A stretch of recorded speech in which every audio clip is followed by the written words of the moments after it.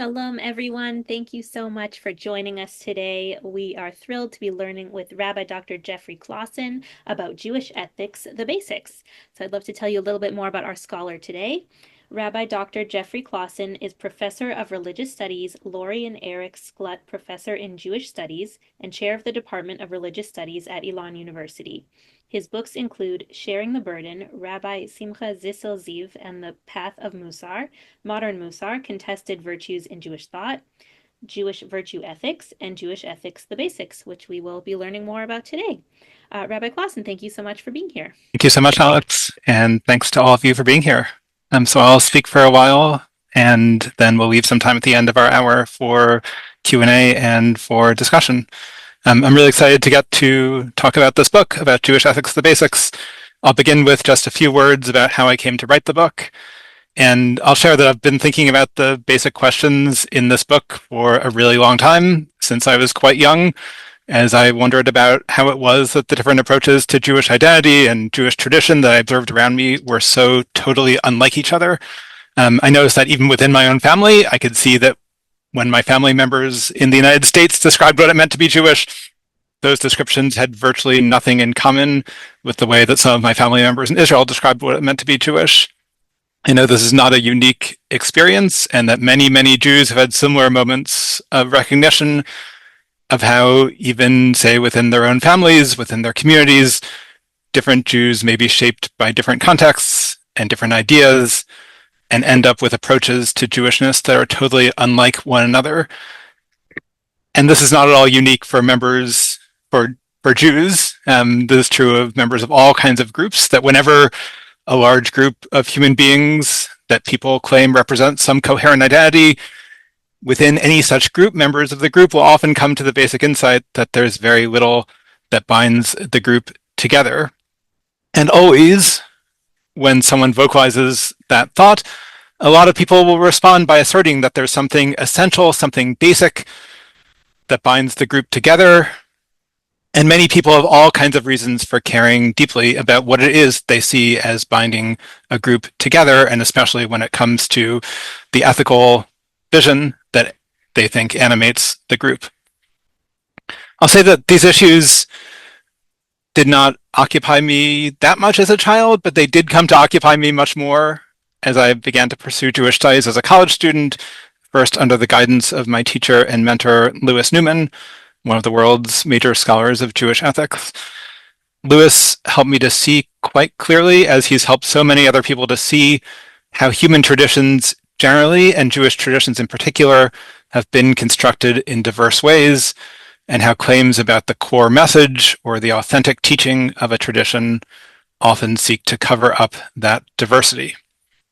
As I moved through rabbinical school, graduate school, and into a career of teaching as a professor at a North American university, I carried that insight into my own teaching.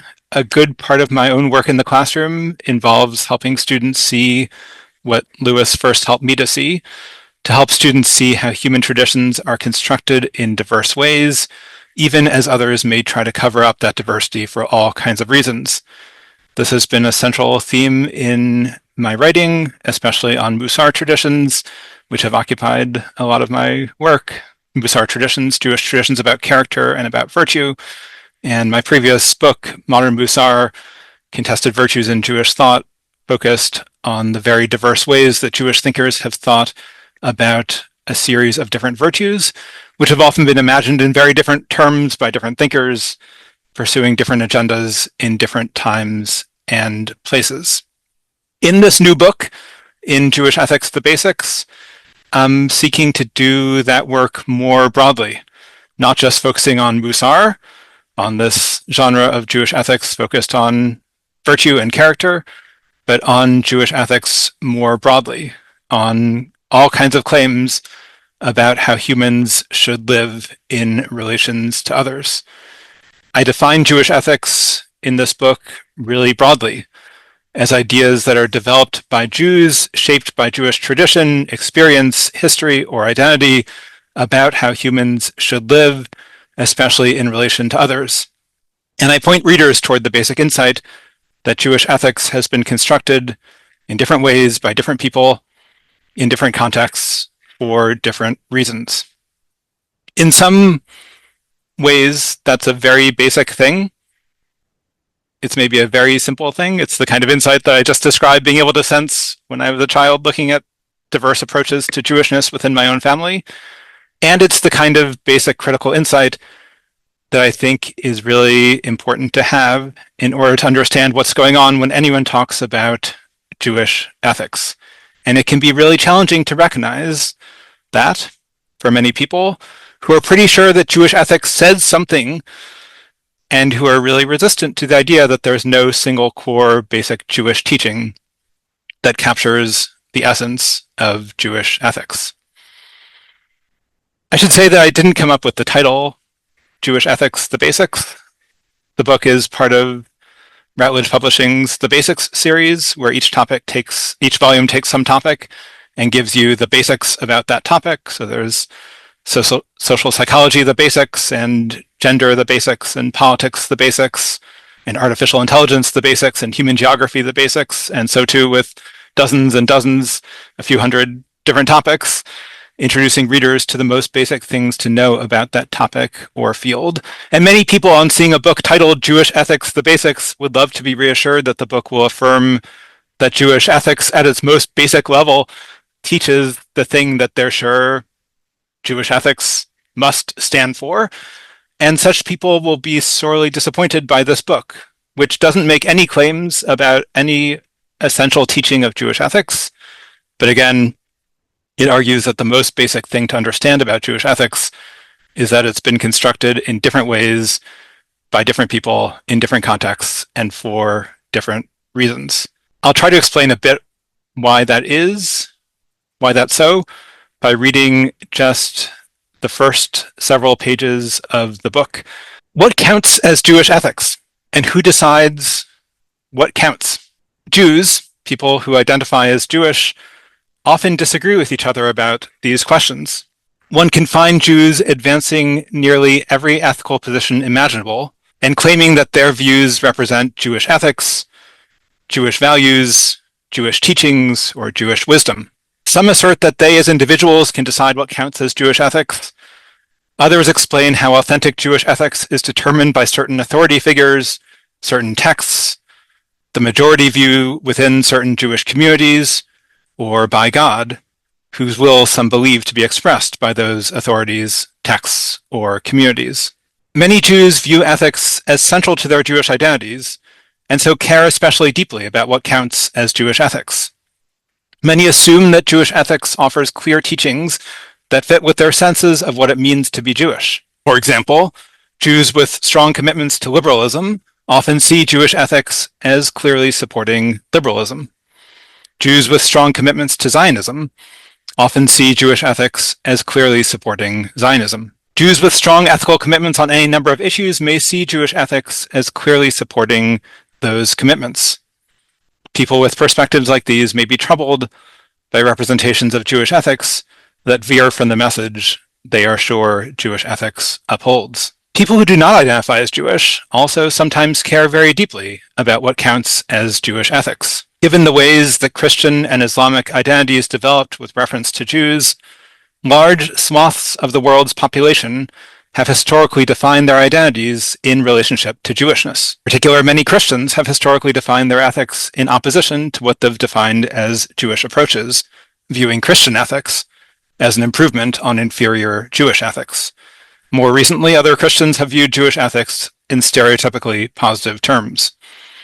People with perspectives like these may also be troubled by representations of Jewish ethics that veer from the message they are sure Jewish ethics upholds. For reasons including these, many people in the world are deeply attached to certain ideas about what Jewish ethics says. For people with such attachments, it can be challenging to embark upon the critical study of Jewish ethics, which involves encountering the very diverse ways in which Jewish ethics has been imagined. In this book, I introduce readers to the critical study of Jewish ethics. I do not seek to provide ethical guidance, but rather to promote understanding of how Jewish ethics has been imagined. I work from the critical premise that there is no singular entity that can be identified as Jewish ethics that says one thing about a given subject, though there are many people who claim that there is such an entity. I argue that the most basic thing to understand about Jewish ethics is that it has been constructed in different ways by different people in different contexts and for different reasons. This is no different from the way that other forms of ethics have been constructed by other human groups. Just as there is no singular Jewish ethics that says something, there is no singular Christian ethics or Islamic ethics, Chinese ethics or British ethics, Yoruba ethics or Navajo ethics that proclaim singular ethical teachings. Large groups of people who see themselves as distinct political entities, nationalities, cultures, or religions are seldom unified in their approach to ethics. The ethical ideas that emerge from any diverse group are necessarily diverse, and rather than generalizing about large groups, it is always best to identify who in the group is constructing or following a particular approach. When I say that forms of ethics are constructed, I employ a metaphor of building commonly used by scholars to emphasize that traditions, ideas, and ways of acting are not timeless, but are developed in particular locations by particular people for particular reasons. One may not be able to tell how and when a structure was built, and people may claim that it is an unchanging part of a given landscape, but structures have histories that are valuable to understand.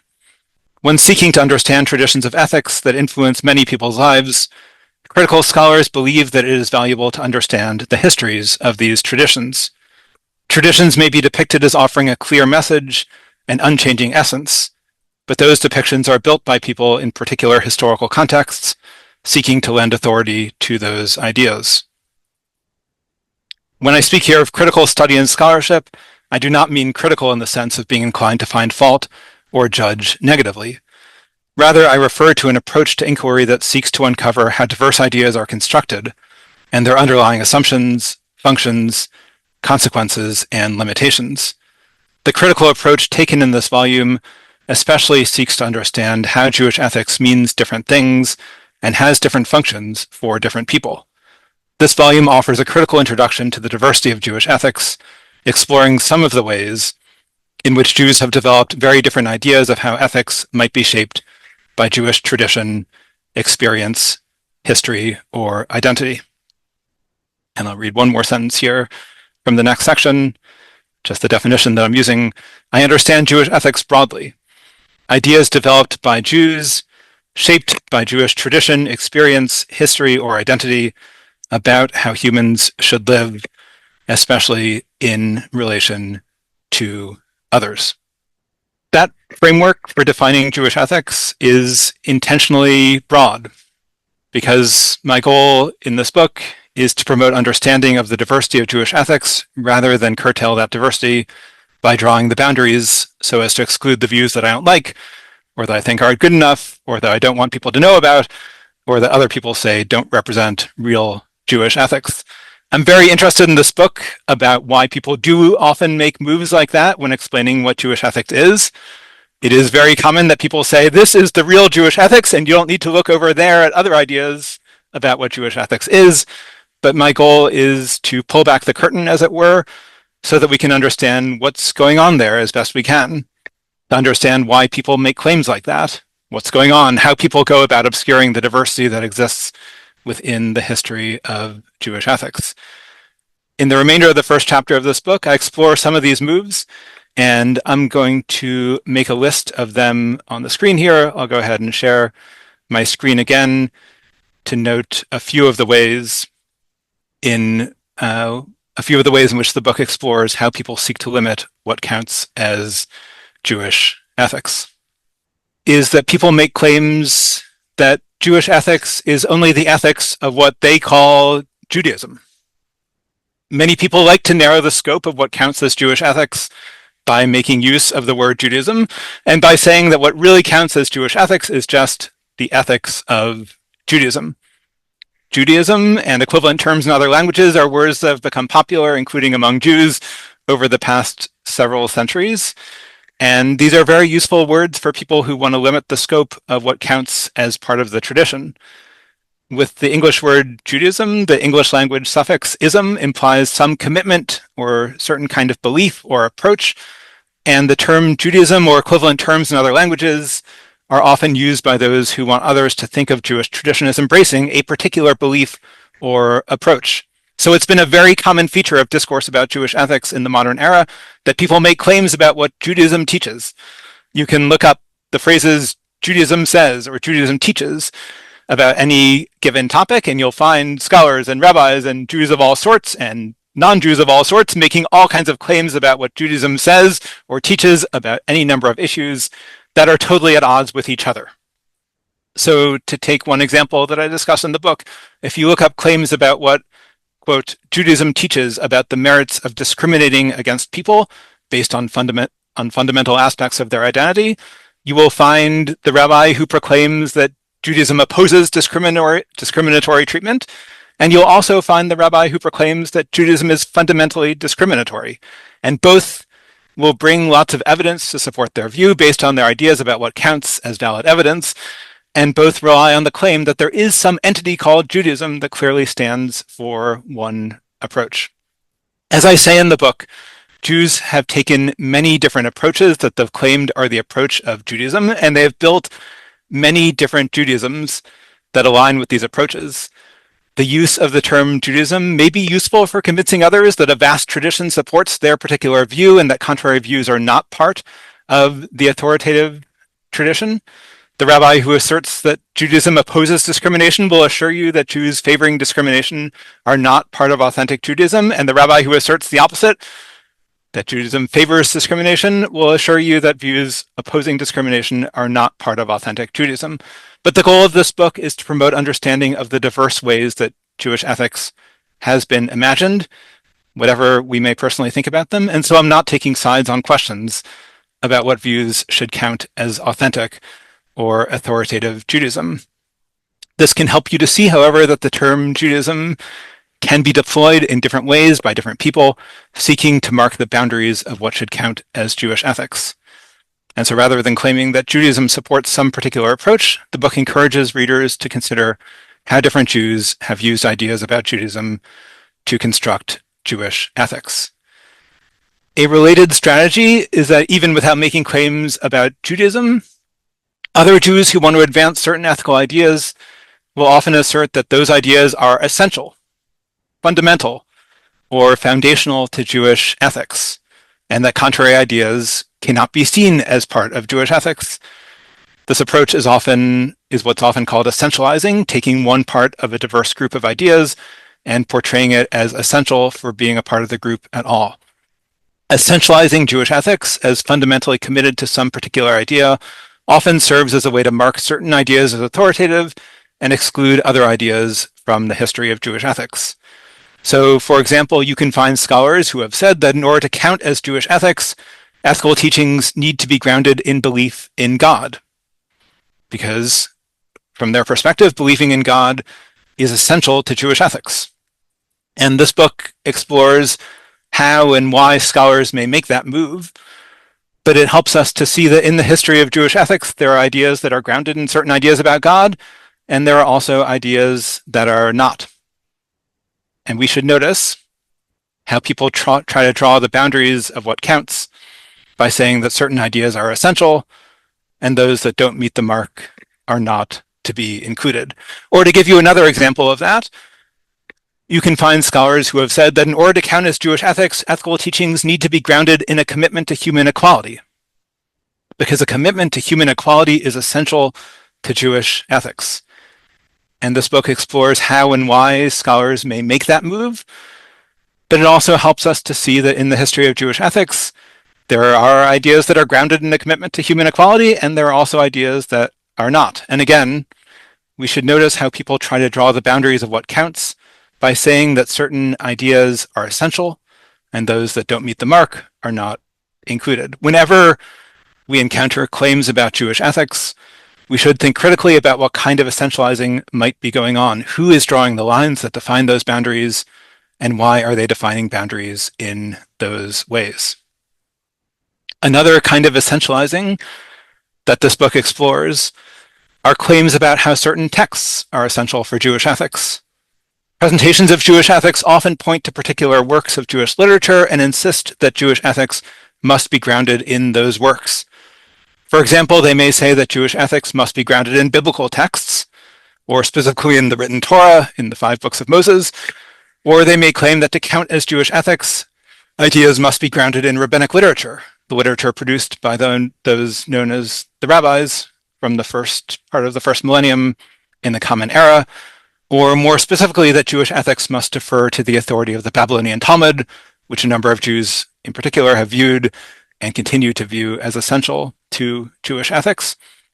These are some prominent examples of how Jews sometimes make claims about what's essential to Jewish ethics and seek to exclude those that don't meet the bar, to say, no, those secular humanists who reject the ethical teachings of the Bible or the Talmud should not be included, or those Karaites or Ethiopian Jews who reject rabbinic literature shouldn't be included, or those Reform Jews who reject the Talmud should not be included, or those Orthodox Jews who rely too much on the Talmud and don't sufficiently rely on biblical texts should not be included. These are all kinds of moves that people can make in order to present Jewish ethics as revolving around something that they think is essential, some text or texts that they think are essential. And again, the goal of this book is to help us understand why people might make some moves, but also to take a step back from the debates and just seek to understand what's going on. Why is it that these debates exist? And why is it that different Jews rely on different traditions and different texts and imagine Jewish ethics in different sorts of ways? There are many other ways that people use claims about who has authority to draw the boundaries of what counts as Jewish ethics. And I explore a number of those other claims in the book. So, for example, the tendency within the early Reform movement to claim that authority for determining Jewish ethics lies with certain rabbis, as Samuel Holtheim argued in developing the Reform movement, or the counterclaim by the more conservative scholar Zacharias Frankel that authority rests with what he understood as the consensus of the people, the Jews, the Jewish people as a whole, as he imagined it, or at least Jews with certain kinds of approaches that he thought characterized the proper spirit of the Jewish people. Or I explore claims about how Jewish tradition should defer to modern nation states of one sort or another, and the idea that the limits of Jewish ethical discourse should be determined by state authority. I note how, for example, 19th century German Jewish thinkers highlighted the importance of accepting the laws of German states and shaped the boundaries of Jewish ethics accordingly. And looking to more recent Jewish history, how common it has been to find articulations of Jewish ethics that defer to the authority of the state of Israel. Generally, I call attention to the ways that many different Jews have made many different claims about where authority lies. And in this book, I do not side with any of them, but instead seek to acknowledge the diversity of claims. I try not to grant any particular authority to certain texts or individuals or groups, but I try to draw attention to questions about people's claims and how those claims affect their presentations of Jewish ethics. And then I consider also how claims about who has the authority to shape Jewish ethics commonly depend on hierarchies related to gender, sexuality, disability, race, ethnicity, and class, among other factors. I point to a series of scholars who have demonstrated, for example, how Jewish ethics has been constructed on the basis of men's authority, prominently through a reliance on biblical and rabbinic sources that filter all mention of women through the perspectives of men, and to scholars who have shown how openly LGBTQ Jews have been excluded from constructing Jewish tradition in various ways, and to scholars who have pointed to ways in which Jews with disabilities have been disenfranchised in various contexts, to scholars who have pointed to the role of race in constructing Jewish ethics, and especially in the United States, how Jewish traditions have been constructed often by white Jews, excluding the perspectives of Black and other racialized Jews. I point to scholars who have shown how Sephardic Jews and Mizrahi Jews or Arab Jews have been excluded from Jewish public discourses, scholars who have pointed to the exclusion of Jews from the global South, and scholars who have pointed to the exclusion of poor and working class Jews. And keeping those patterns of exclusion in mind, I do some work in the book to show how historically marginalized groups of Jews have made major contributions to Jewish ethical discourse, how Jews who are women and LGBTQ Jews and deaf Jews and Jews with disabilities and Jews of color and Sephardi and Mizrahi Jews have contributed in transformative ways to Jewish ethical discourse. And I point to the scholar Rebecca Epstein-Levy's writing about how Jews from historically marginalized groups are entering canons of Jewish ethics, especially through efforts to recanonize and challenge the boundaries of what is considered normative. That includes efforts by scholars of Jewish ethics to expand canons by including non-written sources alongside written sources.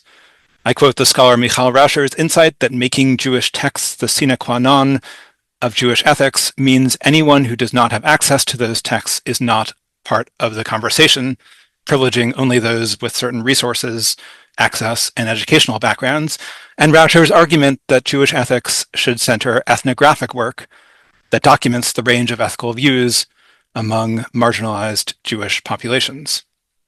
My book does often center texts, but I also try to point to the limits of texts and to the idea that Jews who have not written texts also have ethical ideas that are important to consider when we're seeking to understand the breadth, the diversity of Jewish ethics.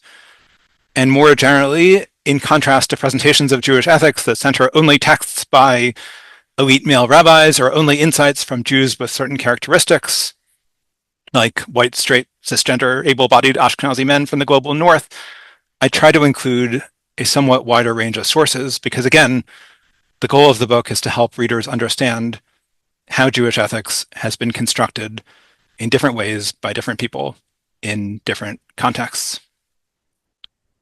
And then I also explore modern claims that Jewish ethics must be seen as a matter of religion, or alternatively as a matter of nationality, or politics, or culture, and that those with ideas that don't fit into the proper category should not count as part of Jewish ethics. This kind of move, this kind of setting up of what counts, is especially prominent with the category of religion. Some Jews and some scholars seeking to understand Jewish ethics define Judaism as a religion and Jewish ethics as a form of religious ethics. Even though only a small percentage of Jews over the course of history have defined Jewishness as primarily a matter of religion, and that's not least because the concept is a modern invention, modern Jews who do define their identity with this term have often felt very strongly that religion is central to authentic Jewish ethics and must define the category. And some scholars have been convinced that even if Jews themselves don't think of their ethical traditions as a matter of religion, authentic Jewish ethics should be defined in religious terms, and approaches to ethics that are not religious are not part of authentic Jewish tradition. The language of religion can be used in all sorts of ways to create those exclusions.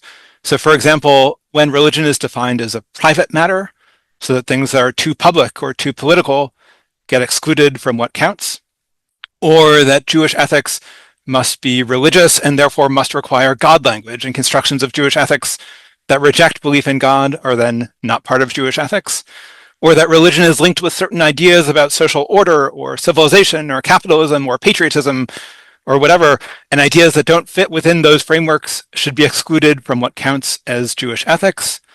That's a kind of move, as I discuss in the book, that we've especially seen in the history of the United States, where religion is linked with a whole host of American ideals, and where Jewish approaches to ethics that are out of line with the American way of life as it's defined, including secular approaches, communist approaches, other approaches that are viewed as beyond the bounds of proper religion in America, get excluded from the boundaries of Jewish ethics, relying there on the scholarship of Martin Kafka and Laura Levitt. In any case, for whatever reason, religion is a category constructed by particular people in particular contexts for particular purposes, and categorizing Jewish ethics as a form of religious ethics may serve many such purposes. And when we encounter people categorizing Jewish ethics in this way, I argue that we should consider why and how they do so, and to seek understanding of the approaches and agendas that may be at work. The same is true for when we see Jewish ethics being categorized as something that is fundamentally political. There are interesting histories of Jewish thinkers describing Jewish tradition, Jewish identity, and Jewish ethics with the language of politics or nationality rather than the language of religion. You can see that in many places, as I explore in the book, but one prominent place is within the history of Zionism, where the idea that Jewishness is fundamentally political or national has been used to count, to show what counts as an authoritative part of the tradition. And so too when we see Jewish ethics being categorized with the language of culture. My general rule is that concepts of religion and nationality and politics and culture are all categories that are constructed by particular people in particular contexts for particular purposes, and that categorizing Jewish ethics in terms of religion or nationality or politics and culture may serve a variety of different purposes. When we encounter people categorizing Jewish ethics in these ways, we should seek to notice why and how they do so, and to seek an understanding of the approaches and agendas that may be at work. Whether Jewish ethics is best defined as a matter of religion, nationality, or politics or culture or something else has been the subject of a good deal of debate among Jews. And this book, like with all debates, does not take sides on debates of those sorts, but I hope it does help to promote understanding of how arguments on behalf of these different ideas have been made. What I've discussed up until this point are some of the key issues discussed in chapter 1 of the book, which looks at the category of Jewish ethics and how it may be imagined in very different ways by very different people, such that the book can help us to see and understand moves such as these and to look broadly at the diversity of how Jews have made claims about how to live with reference to Jewish tradition or identity or history or experience. That's chapter 1. In the chapters that follow, I discuss a series of issues that are treated in very different ways by diverse Jews. When it comes to looking at modern Jews, I really do showcase very broad diversity. I also discuss pre-modern Jewish sources in the book, but because this had to be a short book, I didn't showcase the broadest range of pre-modern Jewish sources that I could have. Instead, I looked to a limited number of pre-modern sources that have been very influential, that have come to be really valued by many modern Jews, and I focus on how they often reach ethical conclusions that are very much in tension with the other Jewish sources explored in other parts of the book. So chapter 2 of the book is devoted to one very influential collection of sources, the classical rabbinic literature produced in the first millennium of the Common Era, especially the Mishnah and Talmudic literature, Babylonian Talmud, the Jerusalem Talmud, and Midrashic literature, collections of Midrash. I follow a framework suggested by my teacher, Louis Newman, for analyzing Jewish ethics by analyzing prominent themes in that literature with reference to 3 narratives. And I bring forth these narratives not because I'm claiming that they're the most essential, that they're the essence of Jewish ethics, but that they're helpful ways to categorize some ethical discourse in a lot of Jewish sources. And those 3 narratives are narratives about the creation of the world, narratives about the revelation of Torah, and narratives about the redemption of the people of Israel. Chapter 2 of the book explores rabbinic ideas about ethics that develop in relation to these categories. Because this is a short book, I don't tackle every ethical issue that shows up in this literature, but I focus on a series of issues that show up in different ways throughout this book, and I'll go ahead and list those issues here on the slide.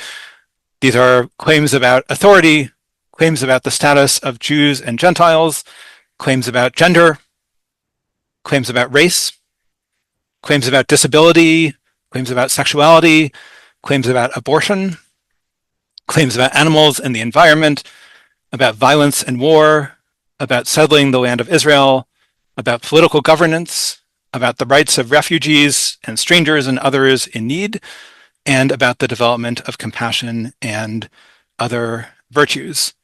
A list of topics that Jews have disagreed about and said very different things about in different sorts of historical contexts. I won't go into detail regarding the treatment of these issues in rabbinic literature, but I'll just say that rabbinic literature offers diverse ideas within that literature regarding these issues, often discussing them in reference to ideas about creation and revelation and redemption. When it comes to creation, for example, the idea that God created human beings in God's image has various ethical implications in rabbinic literature. In some rabbinic texts, it's clear that all human beings, and not just Jews, are created in God's image. In many other rabbinic texts, it's just Jews who are created in God's image, and those are both ethically significant ideas that are tied to narratives about creation. There's a lot more to say about the rabbis, but I'm going to move on and note that in chapter 3 of the book, I build on that exploration of rabbinic literature by exploring two bodies of influential literature that build on, that take up rabbinic literature and expand it in various ways. Those two bodies of literature in chapter 3 of the book are the writings of Maimonides. On the one hand, Moses Maimonides, the philosopher, writing especially in North Africa in the 12th century, and the literature of the Zohar, or what I label here as Zoharic literature, the literature compiled within the Kabbalistic anthology known as the Zohar, largely composed, although perhaps beginning before that, but largely composed in the 13th and 14th centuries, especially in what's now Spain. And with these literatures also, I continue to focus on ideas of creation and revelation and redemption and explore the same sorts of issues, again, claims about authority, Jews and Gentiles, gender, race, disability, sexuality, abortion, animals and the environment, and so on through this list here on the slide. These bodies of literature, as I highlight throughout this chapter, often pick up on themes in rabbinic literature in very different ways. So for example, when it comes to creation, when it comes to the creation of human beings in God's image, Maimonides builds on the possibility that all human beings are created in God's image in striking ways, whether they are Jewish or not. The Zohar runs with the idea that only some human beings are created in God's image, fundamentally married, circumcised, faithful male Jews, with all of the ethical implications that stem from those ideas. The book has 5 chapters, and I'm going to skip over chapter 4 for the moment, just to note that chapter 5 also explores these very same issues with reference to God's creation, revelation, and redemption, and does so with reference to the same sorts of issues listed in the center of this table. Chapter 5 focuses on modern Jews who make claims about Jewish ethics that are theological in character. By theological, I mean engaging in God talk, and specifically talk about God's creation, revelation, and redemption. Chapter 5 of the book explores the diverse ways that modern Jews who engage these categories arrive at very diverse ethical conclusions among themselves, and conclusions that are often strikingly different from the ideas put forth by the rabbis or Maimonides or the Zohar. That's especially because of the ways that modern Jewish ethics has been shaped by ideas that were unfamiliar to the rabbis or Maimonides or the Zohar, especially commitments to the equality of all people, to egalitarianism, and in particular regarding gender. I explore at great length the rise of feminism as a form of egalitarianism, or the idea that one has obligations, strong obligations to all people in the world, universalism or cosmopolitanism, a distinctly modern kind of idea, scarcely found in pre-modern Jewish literature, or the idea that nations should have political autonomy or sovereignty, the idea of nationalism, which very much shapes modern Jewish ethics, including Zionism, the idea that Jews should have such power in the land of Israel, and also ideas about human obligations to the non-human environment, distinctly modern forms of environmentalism. All of these are ideas that modern Jews have sought to connect to ideas about creation and revelation and redemption, and often to the ideas found in rabbinic literature or Maimonides or the Zohar, but often reaching very different conclusions because all of those ideas are distinctly modern. And chapter 5 of this book shows how the ethical implications of creation and revelation and redemption are so different for modern Jews than they are for the pre-modern sources discussed in chapters 2 and 3. I skipped over chapter 4, which I'll come back to now briefly. Chapter 4 is titled Jewish Ethics Without God, and describes how many modern Jews have engaged in claims about Jewish ethics without any reference to God or God-centered concepts of creation, revelation, or redemption. So while chapter 5 discusses theological forms of modern Jewish ethics, chapter 4 is focused on secular Jewish ethics or non-theological forms of modern Jewish ethics.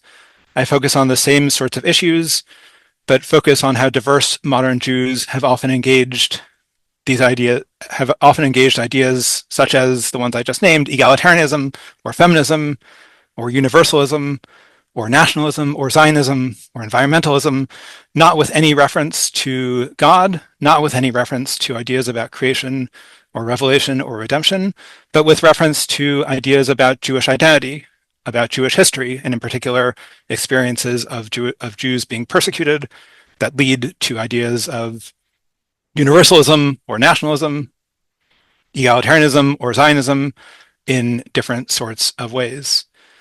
There's a lot in particular in that chapter that may be viewed, that often does not show up in books about Jewish ethics. And those who feel that authentic Jewish ethics must be grounded in theology or in biblical or rabbinic literature may view the ideas of secular Jewish ethics, the ideas found in that chapter, as Jewishly inauthentic. Those who think that Jewish ethics must uphold certain sorts of ideas may doubt that the ideas in that chapter in particular can count as Jewish ethics. But the goal of that chapter, like all chapters in the book here, is to introduce the diversity of Jewish ethics. And so the goal here is to include a wide range of views shaped by Jewish tradition or experience or history or identity, no matter what people may think about them, no matter who may deem them authentic or inauthentic, and to look at how Jewish ethics has been framed in very different ways by different Jews of different identities in different contexts, including by those who have often been marginalized in histories of Jewish ethics. I'm going to pause here. I'm going to stop here and open up the floor for questions, conversation, and we have about 15 minutes to discuss. Thank you so much. Yes, we would love to open it up to questions. Please feel free to raise your hands and we can call on people to unmute. You can also write things in the chat as well if you'd rather. Does anyone have a question or a comment? Right, question in the chat from Barbara. Why can't we define Jewish ethics? Yeah, great question. I mean, that's really the core question of the books, is not that we can't define Jewish ethics, but especially to notice that different people define Jewish ethics in different ways. That's the noticing that I especially want us to do. I should say I do define Jewish ethics in the book. I define Jewish ethics broadly as claims made by Jews about how to live in relations to others that are articulated with reference to Jewish tradition or Jewish identity or Jewish history or Jewish experience. So I do define Jewish ethics. But if you look at the array of claims that Jews have made about how to live in relation to others, you see that many of the Jews making those claims really fundamentally disagree about what Jewish ethics is or should be. And that has to do with a whole host of factors, including some of the factors that I shared earlier.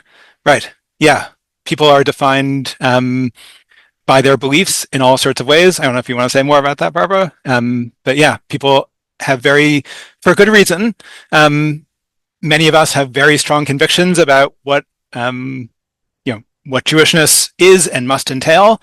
And that's not a bad thing. But what I want to do in this book is point us to ways that even as we have our own convictions, we should understand that Jewish ethics has been understood in many different ways by many different people. And I also enjoy and appreciate the complexity of Jewish ethics. Not always, right? There are many ideas in the history of Jewish ethics that I might disagree with or wish were less complex and wish were more straightforward, perhaps. But at the same time, at the very least, I appreciate, or I think it's really important to understand. And when there are things that you passionately disagree with in the history of Jewish ethics, you should know that they're there and not to pretend that they're not there. It makes it very hard to respond to them when you pretend that they're not a part of the history of Jewish ethics, or that they're somehow inauthentic. And just because they're there is not a reason to agree with them or to endorse them. My goal here is just to understand the diversity and to, I should say that I am interested in helping people to develop their own ethical views and in articulating my own views in all sorts of ways. And I wrote this book primarily as a historian, not to say that because it's history, we must value every part of that history, but because I think understanding history is important to ethical reasoning in the present day. So Harold's question, is the lack of agreement regarding ethical issues a confirmation of or acceptance of diversity, or does the above deny equity and or inclusion regarding different opinions? Yeah, so tell me if I'm answering this correctly. If you want to follow up, please do share more. But if I understand the questions correctly, much of the history of, like many voices in the history of Jewish ethics, like many Jewish voices today, do not endorse diversity or inclusion in all sorts of ways. Like most people, right? Most people tend to value equity and inclusion only for people who they see as part of their group or their people in some way or another, and that's certainly often true in the history of Jewish ethics. So the history of Jewish ethics is not necessarily characterized by broad acceptance of diversity or broad interest in equity across all kinds of different lines. One of the people who read chapters 2 and chapters 3 of the book in particular, focusing on rabbinic literature and on the writings of Maimonides and on Kabbalistic literature, are often struck by just how non-egalitarian, how inequitable many of the conclusions of the rabbis are, and just how non-inclusive rabbinic literature is, and Kabbalistic literature is, and Maimonides is in many ways, with regards to Jewishness, with regards to gender, with regards to skin color, and what becomes race in later times, with regards to disability, and among other kinds of factors. And so the lack of agreement includes lack of agreement about those fundamental questions. And I'm not arguing in the book that we should necessarily, again, value all of those, all views that appear in the history of Jewish ethics. I just want us to understand the diversity of, the diversity that we can see, that we can observe, that's found in Jewish history. There's one more question, or maybe two more. Let's see. What do you think of an eye for an eye, or how to attend to enemies? Yeah.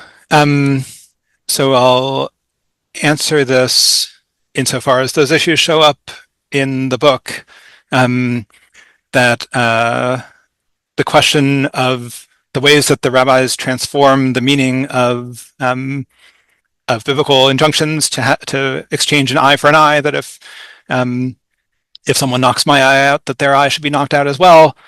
The ways that the Talmud, the Babylonian Talmud, transforms the meaning of that biblical injunction to be about monetary compensation, is a really significant moment or a significant example in the history of Jewish ethics that I give some attention to in this book. In particular, it offers a very distinct idea about the revelation of God's Torah.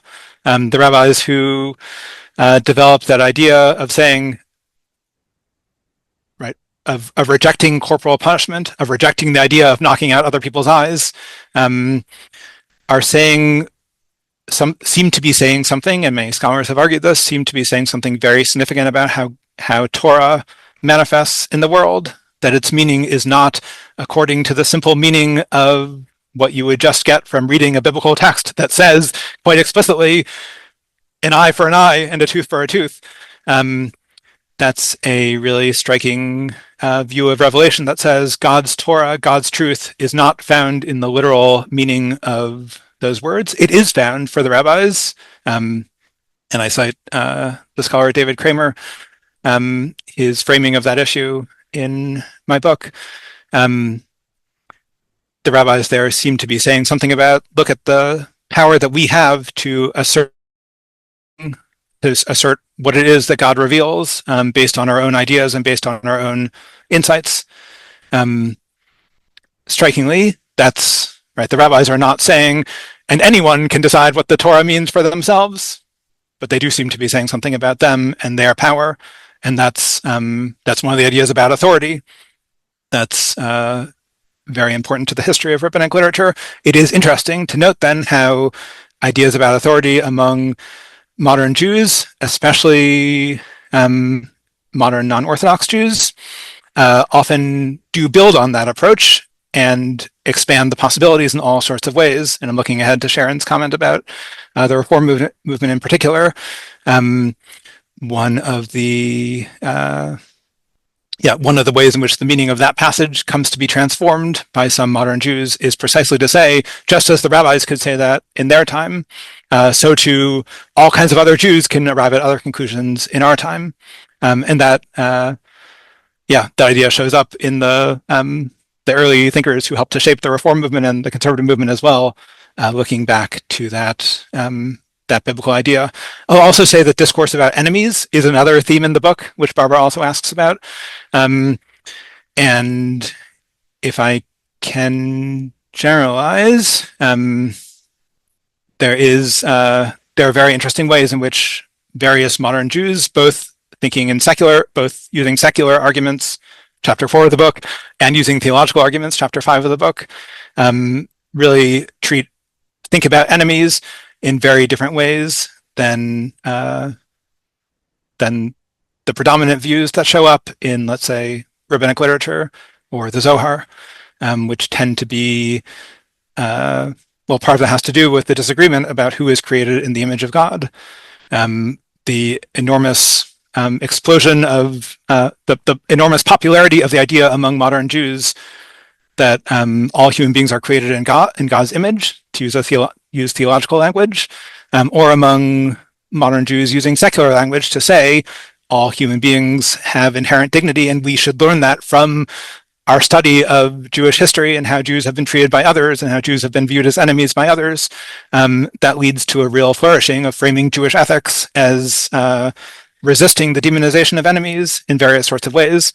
And there's a strong contrast there with, with some modern Jews who are very clear that enemies of the Jewish people should be demonized, and certainly with pre-modern sources that also, and this is most clear in the book, in the discussion of the Zohar, that really view enemies as a category in really, as really linked with the demonic, because the Zohar has a strong split between the righteous among the people of Israel, who are on the side of holiness, and all others who are